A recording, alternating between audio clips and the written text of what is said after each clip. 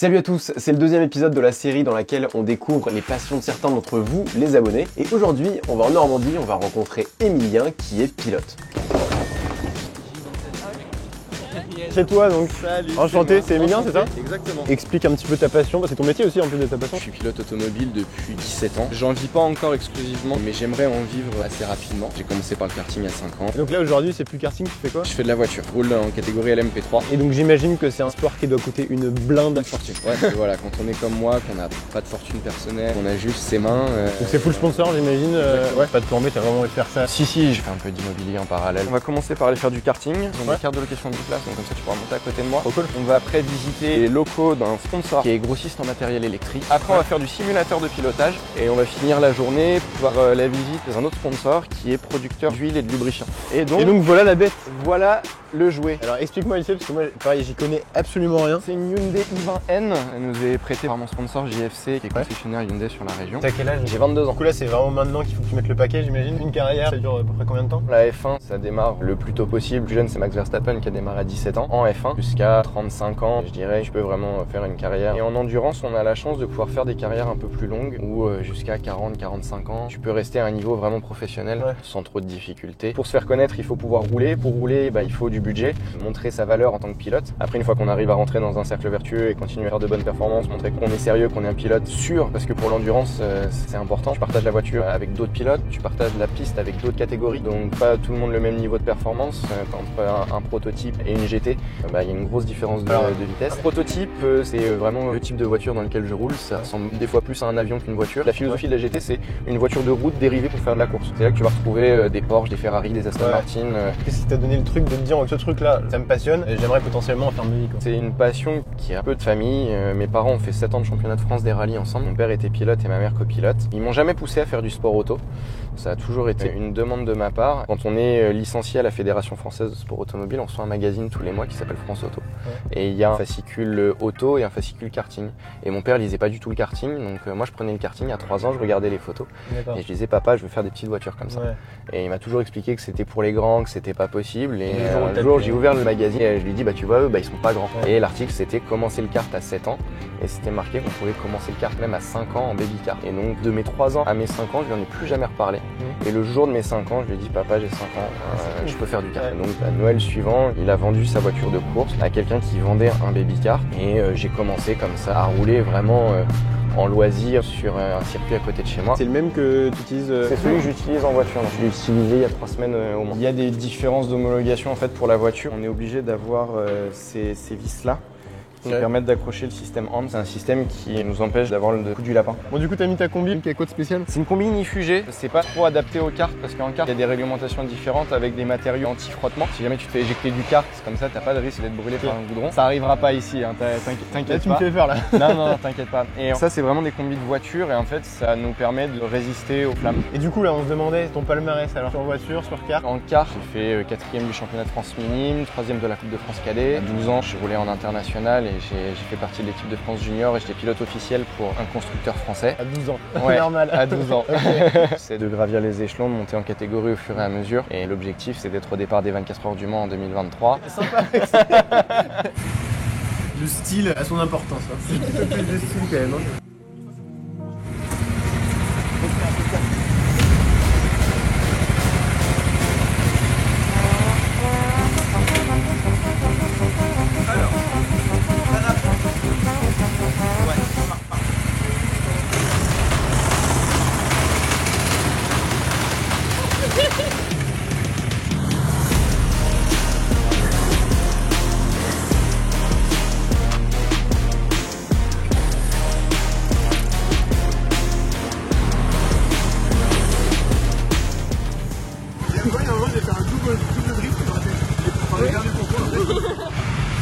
Allez, bref, donc Pour les résidents des casques, pour les tests balistiques.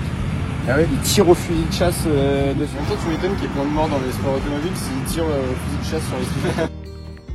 Les morts en sport auto, ça s'est beaucoup calmé. On a eu énormément dans le passé. Ouais, il y en a maintenant avec l'équipement et les ça existe encore. Hein. J'ai perdu un ami sur une course de F2 à Spa-Francorchamps. Ça a été dur parce qu'on disait que ça pouvait arriver aujourd'hui. Rien en fait. Ouais, ça a été assez dur. Bon, comme vous le voyez, ça fait des années que je fais du kart en compétition. On part sur une deuxième session. Je vais essayer d'être un peu meilleur.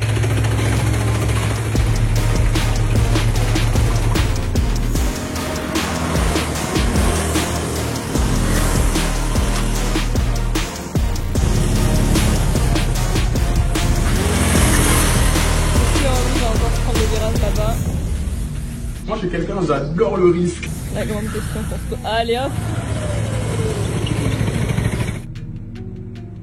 Bon, je dirais pas que c'est un échec. Hein. Ça n'a pas marché. Juste après, Emilien m'a fait monter à côté de lui.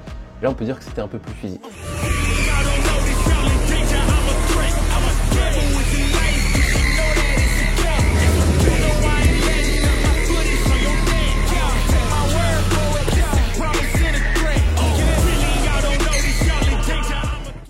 Après avoir fini le karting, Emilien nous a fait découvrir d'autres facettes du sport auto. Dans ta voiture, donc déjà, t'as une position super particulière parce que t'as les pieds au-dessus. T'as les pieds plus haut que les fesses en fait, Ouais. donc t'es vraiment très allongé parce que le but c'est que le centre de gravité soit le plus bas possible. Au début, le premier baquet que tu moules dans un proto, souvent t'es très droit parce qu'en fait t'as envie de voir vraiment devant ton capot. Ouais.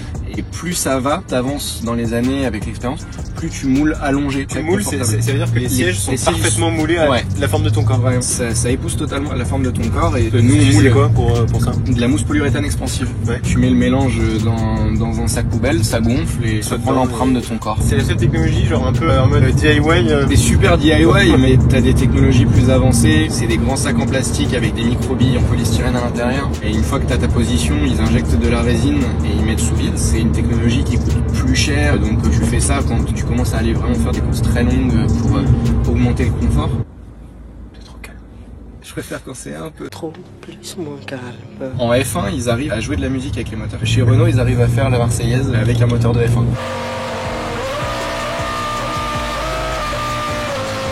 Alors là, on va chez mon sponsor principal, qui s'appelle Nolay et qui est un grossiste de matériel électrique. Donc du coup, ici, on est chez Nolay et vous êtes le principal sponsor d'Emilien. Exactement, on a fait la connaissance d'Emilien l'année dernière. On a la chance que les bolides soient brillamment pilotés par un jeune pilote normand. Et donc du coup, à la base, vous n'êtes pas du tout dans le sport auto. Votre entreprise, elle est dans quel secteur? Alors nous sommes le premier indépendant français de notre métier, nous sommes dans la distribution de matériel électrique. L'entreprise est normande d'origine et on a une partie de l'activité en Ile-de-France et l'autre partie en Normandie. Dans le sport automobile, quel est l'intérêt pour vous? L'intérêt pour nous, c'est d'avoir une communication qui soit dynamique, qui soit aussi une communication régionale. C'est mon soutien principal, c'est un soutien super important parce qu'il y a certes une partie financière qui me permet de vivre ma passion et sans ça c'est juste infaisable, mais ça va au-delà de ça, il y a une vraie relation qui s'est instaurée dans un laps de temps assez court en fait. Ouais. J'aime bien ce terme de partenariat où il y a une vraie relation d'échange. Principalement, vous vendez sur internet ou dans des magasins? Nous, le gros de notre clientèle, ce sont des PME d'installation électrique et des artisans électriques. D'accord. Quand on emmène des gens dans les coulisses, vraiment, même des gens qui sont pas fondamentalement passionnés de sport auto, trouvent ça quand même très intéressant parce qu'ils se rendent pas compte de l'implication de toutes les équipes, de l'infrastructure que ça Tu vois, moi je représente. découvrais tout ça aujourd'hui parce Ouais. que je suis pas du tout passionné par ça à la base. D'autres passions qui prennent du temps de...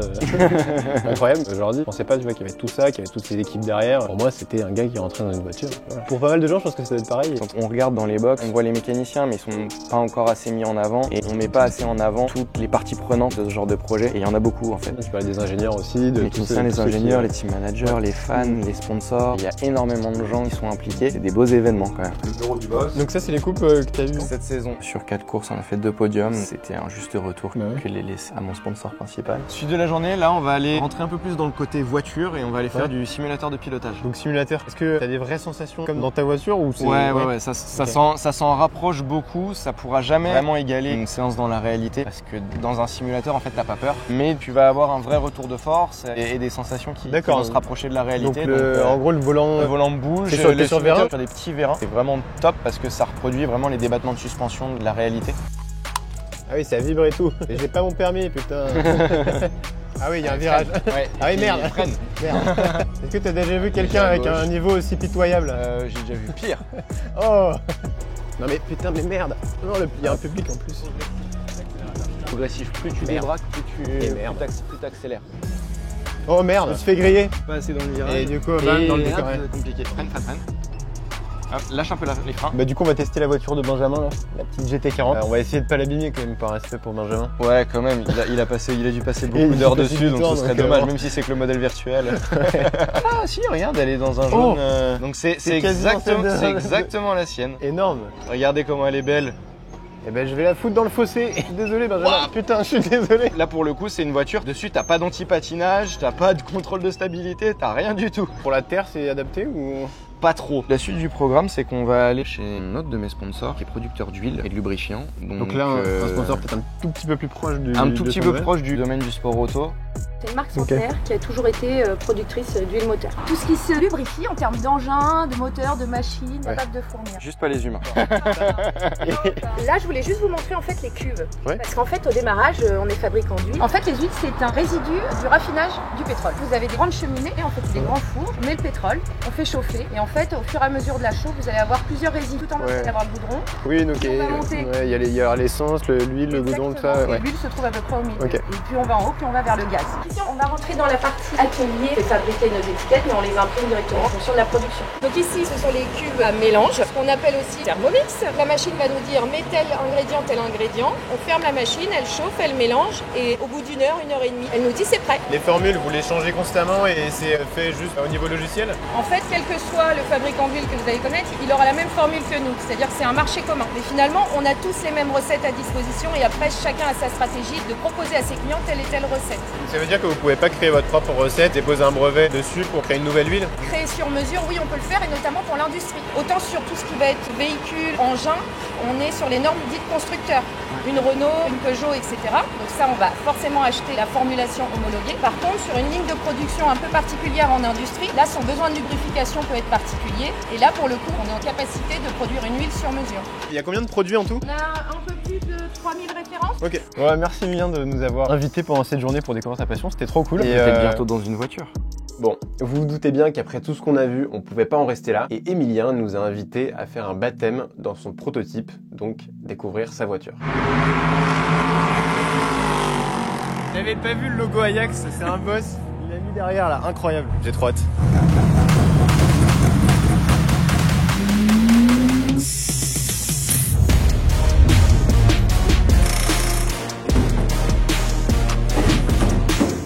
Est-ce que le fait d'avoir un passager avec toi, ça change quelque chose? Ouais, ça change et d'un passager à l'autre, ça change. Je suis obligé d'adapter mon pilotage. Là, en fait, c'est ce que mon chef mécanicien me disait. D'habitude, ils font le réglage de la voiture en mettant la voiture sur 4 balances et ils mettent 75 kilos à la place du pilote. Mais là, ils ont mis 2 fois 75 kilos. Ouais, mais du coup d'un passager à l'autre ça joue un peu, ça change le comportement. Alors du coup dans les virages à droite, en fonction du passager on peut mettre plus ou moins de vitesse. Avec toi je peux mettre plus de vitesse qu'avec quelqu'un de plus léger. Ouais, parce qu'il y a beaucoup plus de charge. Bah voilà. C'est clair.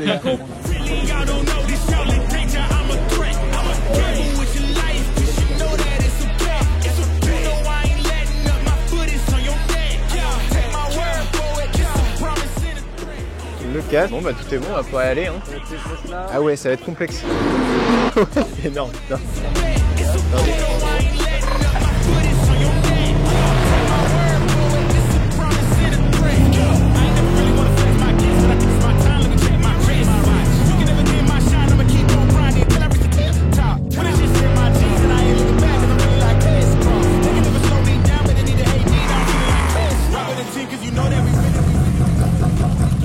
Bien. Ah ouais, c'est fou. Ouais, c'est fou. Putain, c'est incroyable. Merci beaucoup, mec. Hein. Ça a été crispé pendant tout le truc là. Ah ouais, c'est fou, c'est trop bien. Mais t'es pas serein. Hein. Que je remette très rapidement les choses dans leur contexte. Normalement, c'est des voitures qui sont pas du tout équipées pour accueillir 2 personnes. Donc, ce qu'on a vécu de monter dans une LMP3, c'est quelque chose de très rare parce qu'ils ont installé un siège passager spécialement pour l'occasion.